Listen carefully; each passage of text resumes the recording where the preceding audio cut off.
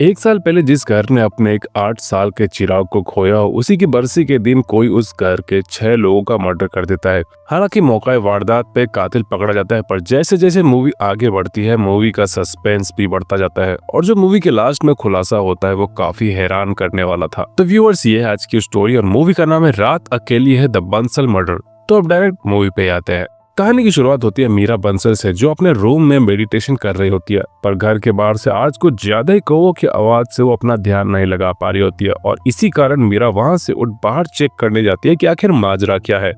और जब वो बाहर आके देखती है तो वहां पे कई सारे कौवों को मरा देख उसके होश उड़ जाते हैं। और यही नहीं, वहां उन्हीं के अखबार प्रभात मंथन पे सुअर का सर भी रखा हुआ था।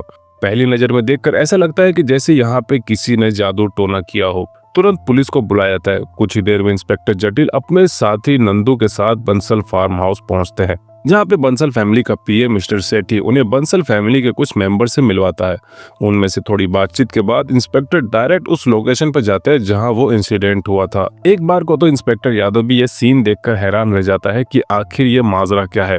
इसी बीच बंसल फैमिली के क्लोज होने के कारण खुद डीजीपी समीर को भी वहां आना पड़ता है और वहां के जब वो महेंद्र बंसल जो उस घर के हेड है उनसे बात करते हैं तो पता चलता है कि हो न हो ये काम राजेश बंसल का ही है। महेंद्र बंसल के एलिगेशन के हिसाब से राजेश बंसल जो उसी के भाई का बेटा है और उसका खुद का एक न्यूज चैनल है, वो महेंद्र बंसल के अखबार प्रभात मंथन को हथियाना चाहता है और महेंद्र बंसल का मानना होता है कि उसी ने वो जादू टोना करवाया होगा।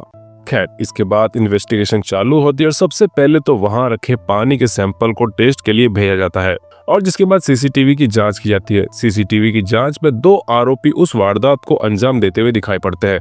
पूछताछ चालू होती है और कांस्टेबल मिश्रा जी के खबरी की मदद से इंस्पेक्टर यादव अपनी टीम लेकर उन आरोपियों को गिरफ्तार करने के लिए एक अवैध गंदी बस्ती में पहुंचते हैं।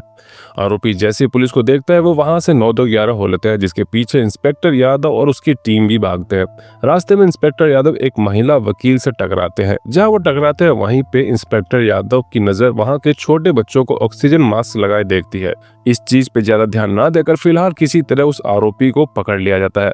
पहले तो वो आरोपी कुछ भी बताने के साफ मना करते हैं, पर जब पुलिस की खातिरदारी की जाती है तब सारा सच सामने आता है। आरोपी बताता है कि उसके पास एक फोन आया था और एक पार्सल में एक पेपर में लिपटा सुअर का सर था और बहुत सारे पैसे। हमें बताया गया था कि उस कंपाउंड में सुअर का सर उस अखबार पे रख के आना है, बाकी वहाँ हमने कुछ भी नहीं किया। यहाँ एक बात क्लियर नहीं हो पाती कि आखिर फिर उन कौवों को किसने मारा। इंस्पेक्टर यादव को शक होता है कि शायद वहीं के किसी आदमी ने उन कौवों के दाने में छेड़छाड़ की होगी। जब नंदू इंस्पेक्टर यादव को यह बताता है कि जिस नंबर से इन आरोपियों को फोन किया गया था वो पीएमपीएल कंपनी यानी प्रभात मंथन के नाम से रजिस्टर्ड है, और ये सुनते ही इंस्पेक्टर यादव को शक होने लगता है कि उसी घर में कुछ तो गड़बड़ है। और जिसके बाद वो तुरंत बंसल हाउस के लिए निकल पड़ते हैं। फार्म हाउस पहुंचने पर इंस्पेक्टर यादव गेट खोलने के लिए कई देर तक बाइक का हॉर्न बजाता है, पर फिर भी जब कोई दरवाजा नहीं खोलता तो मजबूरन इंस्पेक्टर को गेट कूदकर अंदर आना पड़ता है। वहां सबसे पहले वो उमेश को गहरी नींद में सोते हुए देखता है। काफी मशक्कत के बाद इंस्पेक्टर उमेश को होश में लाने में कामयाब हो पाता है और जब वो पीछे मुड़ता है तो मीरा बंसल को देख के उसके होश उड़ जाते हैं। पूरा चेहरा खून में सना हुआ। इंस्पेक्टर के पूछने पर मीरा बताती है कि किसी ने उसके पूरे परिवार को खत्म कर दिया है। बिना विलंब के इंस्पेक्टर फौरन घर के अंदर चला जाता है, जहां उसे हर जगह खून के धब्बे नजर आते हैं। सीढ़ियों पे सबसे पहले उसे ओम प्रकाश जख्मी हालत में मिलता है। इंस्पेक्टर उससे पूछता है कि यहाँ क्या हुआ था, पर जख्म ज्यादा गहरा होने की वजह से वो कुछ भी नहीं बता पाता। और जिसके बाद इंस्पेक्टर हर रूम में जाकर चेक करता है जहाँ पूरा परिवार मौत की नींद में सो रहा था। महेंद्र, प्रशांत, माधव, आरव, विवेक और सीमा बंसल, पूरे 6 सदस्य की मौत और एक घायल। अब तक काफी पुलिस वाले भी यहाँ पहुंच चुके थे और खुद डीजीपी समीर भी। इन सब हत्याओं को देखकर डीजीपी इंस्पेक्टर यादव से काफी गुस्सा होते हैं। उन्हें लगता है कि इंस्पेक्टर यादव ने लापरवाही बरती है और जिसके चलते वो इस केस को एसपी चौहान को सौंप देते हैं।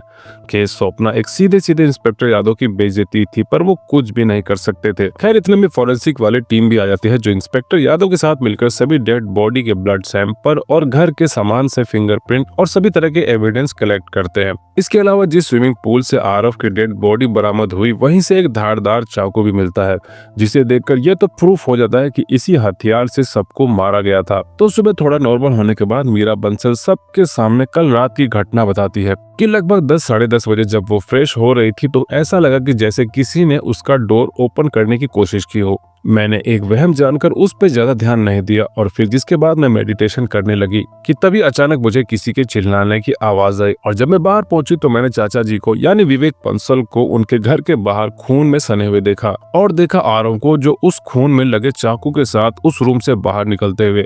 मैं उसे देखकर डर गई और अपने कमरे में जाने लगी कि तभी वहाँ ओम प्रकाश आया। आरव जैसे ही उसे मारने को दौड़ा मैं भागकर आस्था के कमरे में आ गई और फिर उसी कमरे से हमने आरव के स्विमिंग पूल में गिरने की आवाज सुनी। तो यहाँ निष्कर्ष निकलता है कि आरव ने ही सभी का खून किया है। पर एक सवाल था कि इसके पीछे आरव का मोटिव क्या हो सकता है। इस सवाल का आंसर फोरेंसिक टीम की हेड डॉक्टर पणिकर बताती है कि आरव की बॉडी में ड्रग की मात्रा पाई गई, तो ये हो सकता है कि ड्रग के ओवरडोज से शायद उसका मानसिक संतुलन बिगड़ गया हो और इसी कंडीशन में आके आरव ने अपने पूरे परिवार का मर्डर कर दिया हो। सब इस थ्योरी पे विश्वास कर लेते हैं सिवाय इंस्पेक्टर यादव के, क्योंकि इंस्पेक्टर यादव के अपने कुछ सवाल होते हैं, जैसे कि कोई ड्रग लेता आदमी इतनी सटीक प्लानिंग नहीं कर सकता और दूसरा कि काफी बॉडी तो बिस्तर पर आराम से सोती हुई मिली है, तो क्या उनमें से किसी ने लड़ने की कोशिश नहीं की। इंस्पेक्टर यादव का ये तर्क डीजीपी को भी ठीक लगता है कि इस घर में कुछ और ही हुआ है। खैर इस बातचीत के बाद डीजीपी प्रेस को बेसिक जानकारी देते हैं और इधर इंस्पेक्टर यादव पहुंच जाता है हॉस्पिटल, जहां वो वॉचमैन उमेश से उस रात के बारे में पूछताछ करने लगता है। उमेश बताता है कि पता नहीं कैसे कल रात मुझे इतनी तेज नींद आ गई जो कि ऐसा कभी नहीं हुआ था। इधर इंस्पेक्टर यादव उमेश से बात ही कर रहा होता है कि इसी बीच इंस्पेक्टर यादव को स्टेशन से फोन आता है। वहां जाके देखने पर पता चलता है कि एसपी चौहान उसी आरोपी को बिना मतलब के पीटे जा रहे होते हैं जिसने वो सुअर वाला कांड किया था। इंस्पेक्टर यादव के लाख समझाने पर कि इन दोनों को जो पता था उन्होंने बता दिया, पर एसपी चौहान अपनी पोस्ट की धौंस जमाते हुए इंस्पेक्टर यादव को वहाँ से चले जाने को कहता है। इंस्पेक्टर वहाँ से सीधा जाता है फोरेंसिक वालों के पास और वहाँ पे उसे माधव बंसल के लैपटॉप में कुछ लेन देन की 2000 करोड़ की एंट्री दिखाई देती है, जिसकी कॉपी लेकर वो वापस थाने चलाता है। यहाँ के पता चलता है कि एसपी चौहान ने एक गड़बड़ कर दी है। जिन आरोपी को पीट रहे थे उन्हें इतना पीटा कि एक को तो आईसीयू में भर्ती करने की नौबत आ गई और दूसरे की आंख फूट गई। और इसी सिलसिले में पुलिस ऑफिस के बाहर वही महिला वकील मोर्चा लेकर खड़ी होती है। मीडिया में आउटरीच और पब्लिक प्रेशर में आकर एसपी को भी डीजीपी से सुनना पड़ता है। खैर इधर डॉक्टर पणिकर भी पोस्टमार्टम की रिपोर्ट के साथ वही मौजूद होती है और उसी से पता चलता है कि मरने वाले सभी के शरीर से क्लोजअप पाम बरामद हुआ है, यानी उस रात सभी ने बेहोशी वाली खीर खाई थी, सिवाय 3 लोगों के, आस्था, ओम प्रकाश और मीरा बंसल। इस केस में सिर्फ एक आस्था ही बची थी जिससे पूछताछ अभी तक बाकी थी। सो डीजीपी के ऑर्डर से इंस्पेक्टर यादव आस्था से पूछताछ करने पहुंच जाते हैं, वो भी राजेश बंसल के ऑफिस, क्योंकि आस्था वही होती है। इंस्पेक्टर यादव को ये बात अजीब लगती है कि अभी कुछ ही दिन पहले महेंद्र बंसल इसी राजेश बंसल को अपना सबसे बड़ा दुश्मन बता रहा था और उसी की पोती उसके ऑफिस में बैठी है। और यही बात जब इंस्पेक्टर आस्था से पूछता है तो उसका ऐसा मानना बिल्कुल भी नहीं होता, बल्कि वो तो इन सब के पीछे गुरु माँ को दोष देती है कि उसी ने कुछ तंत्र मंत्र से वहाँ कुछ किया होगा। मीरा ने जो सबको बताया था उसे छोड़ इंस्पेक्टर आस्था से पूछता है कि तुम बताओ कि उस रात क्या हुआ था। तब आस्था बताती कि वो और उसका भाई रेहान दोनों अपने रूम में वीडियो गेम खेल रहे थे कि तभी बाहर से ओम प्रकाश की आवाज आई। पूछने पर पता चला कि वो बस नॉर्मल चेकिंग के लिए निकले हैं, जिसकी जस्ट बाद तो रोहन भी अपने रूम में चला गया और फिर कुछ ही देर में जोर जोर से किसी के चीखने की आवाज आने लगी। जब बाहर जाके देखा तो उसी की तरफ भागती हुई मीरा दिखी, जिसके चेहरे पे खून के धब्बे थे। जिसके बाद मीरा और मैं अपने रूम में आ गए और लास्ट में रेहान के स्विमिंग पूल में गिरने की आवाज सुनी। इन सब के अलावा इंस्पेक्टर यादव को एक बात और पता चलती है कि प्रभात मंथन मीरा ही चलाती थी, पर जब से मीरा का बेटा मरा है उसने लगभग प्रभात मंथन को बैंकरप्ट कर दिया है। ये सुनने के बाद अब थोड़ा शक मीरा बंसल पे भी जाता है। इंस्पेक्टर यादव जिसके बाद वहाँ से डायरेक्ट गुरु माँ से जाकर कुछ सवाल जवाब करते हैं, जैसे कि आपकी दी हुई खीर वाली प्रसाद में बेहोशी की दवा पाई गई। इस पर गुरु माँ इंस्पेक्टर से कहती है कि उसे इस बारे में कोई जानकारी नहीं है। नेक्स्ट पूछताछ होती है मीरा बंसल के पति जो हाल ही में लंदन से आए थे और उन्हीं से पूछताछ में एक शॉकिंग बात सामने आती है कि मीरा बंसल क्लोजअप पाम वाली दवाई लेती थी एंजाइटी और स्ट्रेस के लिए। ये सुन इंस्पेक्टर यादव का शक और यकीन में बदलता है, पर उसे मोटिव चाहिए था कि आखिर ये मर्डर उसने क्यों करे होंगे। और फिर इंस्पेक्टर यादव को मोटिव ही मिल जाता है और सबूत भी। एक सीसीटीवी कैमरा में मीरा बंसल साफ दिखाई देती है उस रात उस रूम में जाते हुए जहां वो मर्डर वेपन रखा हुआ था। हाँ, उसके अलावा ओम प्रकाश भी गया था, पर वो तो खुद हॉस्पिटल में था, तो शक सीधा उसी पे जाता है। और तो जैसा कि मीरा बंसल प्रभात मंथन को ऑपरेट करती थी तो उसने करीब 2000 करोड़ के फंड गुरु माँ के नाम से ट्रांसफर किए थे। अब इंस्पेक्टर यादव का यहाँ ये मानना होता है कि हो सकता है बाकी के लोगों को इस कांड का पता चल गया हो और उसी से बचने के लिए मीरा बंसल और गुरु माँ ने पहले तो सबको नशे वाली खीर खिलाई और फिर मर्डर। वैसे ये बस एक इंस्पेक्टर यादव की थ्योरी थी। खैर, इन सब के बीच इंस्पेक्टर यादव को मीरा बंसल के बेटे की फाइल हाथ लगती है, जिसमें उसकी मौत का कारण और डेट लिखे होते हैं। इंस्पेक्टर यादव और डॉक्टर पणिकर इस रिपोर्ट को देख रहे होते हैं तो इसमें काफी ऐसे पॉइंट थे जो छिपाए गए थे, और उनमें सबसे बड़ा कि एक बच्चा जो स्विमिंग पढ़ता है, जो जिम्नास्टिक है, जिसका मेडिकल रिपोर्ट एकदम परफेक्ट है, और फिर 7 दिन में ऐसा क्या होता है जिससे उसकी लंग इन्फेक्शन से मौत हो जाती है। क्योंकि डॉक्टर पणिकर के हिसाब से इस तरह की मौत होने में कम से कम 20 से 25 दिन तो जरूर लगते हैं। यानी इस रिपोर्ट में कुछ तो ऐसा था जो छिपाया जा रहा था। इंस्पेक्टर यादव को याद आता है कि जब वो सुअर कांड वाले आरोपी का पीछा कर रहा था, तब वह उसने उस झुग्गी झोपड़ी में कुछ बच्चों को लंग इन्फेक्शन से जूझते हुए देखा था। वहीं से कुछ लीड मिल जाए ये सोचकर इंस्पेक्टर सीधा उस बस्ती में जाकर उस महिला वकील से मिलता है, जिसके बाद वो महिला उस लंग इन्फेक्शन की सच्चाई बताती है कि पिछले साल यानी 26 जनवरी के दिन सभी बच्चे ध्वजारोहण को सेलिब्रेट कर रहे थे, पर उसी स्कूल में एक ऐसा क्लासरूम भी था जिसके नीचे से गटर की लाइन जाती थी, जिस पर ढक्कन भी नहीं लगा हुआ था। जब सब बच्चे खिड़की से ध्वजारोहण देख रहे थे, तभी उस दिन उस नाली से निकलने वाली गैस ने सब बच्चों को बीमार कर दिया। वो गैस इतनी जहरीली थी कि चंद ही पलों में उस रूम में मौजूद सभी बच्चे उल्टी करते हुए बेहोश हो गए। उस दिन करीब 9 बच्चों की जानें गई। इस पे इंस्पेक्टर यादव उस वकील से पूछता है कि इतनी बड़ी घटना का कहीं कोई जिक्र नहीं हुआ, ये कैसे पॉसिबल हो सकता है। जिस पे वकील बताती है कि इस बात को एक बड़े बिजनेसमैन के द्वारा दबा दिया गया, क्योंकि वो गैस उसी की फैक्ट्री से आई थी। उससे भी बड़ा झटका ये जानकर लगता है कि वो सेट और कोई नहीं, बंसल की ही कंपनी थी। और यहाँ ये भी पता चलता है कि उस दिन यानी 26 जनवरी के दिन मीरा बंसल यहाँ चीफ गेस्ट के रूप में उपस्थित थी। और एक और बात, जिस क्लास रूम में वो हादसा हुआ था, उस रूम में उसका बेटा भी वहाँ था, और वो भी उस रूम में उल्टी के कारण बेहोश हो गया था। इतना जानने के बाद इंस्पेक्टर यादव को पक्का विश्वास हो जाता है कि अपने बेटे के मौत का बदला लेने के लिए ही मीरा बंसल ने वो सारे मर्डर किए हैं। और जिसके बाद एक बार फिर मीरा बंसल से पूछताछ शुरू होती है। इंस्पेक्टर यादव मीरा बंसल के सामने कई फैक्ट रखते हैं कि आखिर कैसे हो सकता है कि सिर्फ आपने ही वो खीर नहीं खाई, और तो उस दिन सिर्फ आपका ही रूम अंदर से लॉक कैसे हो सकता है, और कमाल की बात कि सिर्फ आपके पास ही वो बेहोशी वाली दवा मिली है, ये कैसे पॉसिबल है। इतना ही नहीं, इंस्पेक्टर यादव मीरा बंसल से पिछले साल की घटना का जिक्र करते हुए पूछते हैं कि आप यानी 26 जनवरी के दिन उस दिन स्कूल में मौजूद थी और आपके ही सामने कई बच्चे मारे गए, तो आपने किसी के खिलाफ एक्शन क्यों नहीं लिया और न ही अपने अखबार में उस घटना का जिक्र किया। इसका मतलब साफ है कि आप अपने ही परिवार से उस घटना के बाद से नफरत करने लगे थे, और जिसी के कारण आपने उन लोगों की जान ली। मीरा बंसल इन सब आरोपों को महज एक इत्तेफाक और समय की मजबूरी बताकर गुस्से में वहां से चली जाती है।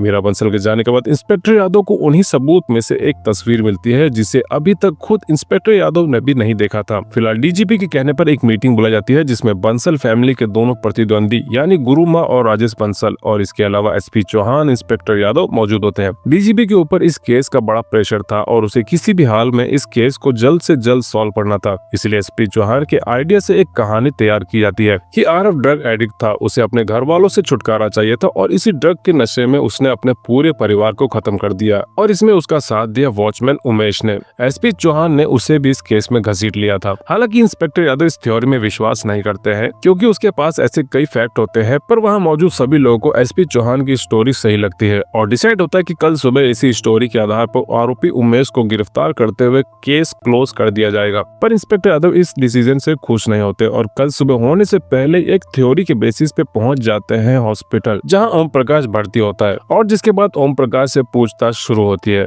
शुरू में तो वो वैसा ही बताता है जैसे कि मीरा बंसल ने बताया था कि आरव ने ही नशे में धुत होकर अपने पूरे परिवार को खत्म कर दिया, पर इंस्पेक्टर यादव सच जानता था कि वो सारे खून किसने किए हैं, और यहाँ मूवी का सस्पेंस सामने आता है। तो दरअसल वो सारे खून ओम प्रकाश ने ही किए होते हैं। उस रात आश्रम से आई खीर में ओम प्रकाश ने बेहोशी वाली दवा मिलाकर सभी को एक एक करके मौत के घाट उतार दिया, और जब वो विवेक बंसल के रूम में पहुंचा तो वो जाग रहे थे, और जैसे ही ओम प्रकाश ने हमला किया तो विवेक बंसल की चीख निकल गई। अपने पिता की आवाज सुनकर रेहान फौरन उस रूम में आया, जहां उसने ओम प्रकाश को अपने माता पिता का खून करते हुए देखा। ड्रग के नशे में वो जोर जोर से चिल्लाता हुआ उसी चाकू को लेकर ओम प्रकाश को मारने के लिए दौड़ा। ओम प्रकाश वहां से तो किसी तरह भाग नीचे जाने लगता है, पर जैसे नीचे से आस्था को आते देखता है वो फौरन वापस छत की तरफ भागता है। पर ऊपर अब तक मीरा भी आवाज सुनकर आ चुकी थी। जब तक ओम प्रकाश मीरा को क्रॉस कर छत की तरफ भागता है तब तक रेहान मीरा के बाजू में खड़ा ओम प्रकाश पे उसी चाकू से अटैक कर देता है। इन सब में मीरा को लगता है कि रेहान ने सबको मारने के बाद ओम प्रकाश पे अटैक किया है और इसीलिए वो सबकी मौत के पीछे रेहान को बता रही होती है। और यहाँ पता चलता है कि ओम प्रकाश ने ये सब अपनी बेटी की मौत का बदला लेने के लिए किया था। और फिर जिसके बाद मूवी फ्लैशबैक में जाती है जब पिछले साल 26 जनवरी के दिन उस स्कूल में बहुत से बच्चे उस गैस की वजह से बीमार पड़े, तो उसी में ओम प्रकाश की बेटी भी होती है। मीरा बंसल तो अपने बेटे को लेकर लंदन चले गए इलाज के लिए, पर ओम प्रकाश की बेटी को यही छोड़ गए जबकि वो उसका ड्राइवर था। यहाँ सही से इलाज न मिलने के कारण वो तड़प तड़प कर मर गई। जब ओम प्रकाश ने बंसल फैमिली से मिलने की कोशिश की तो उसे गेट से ही भगा दिया गया।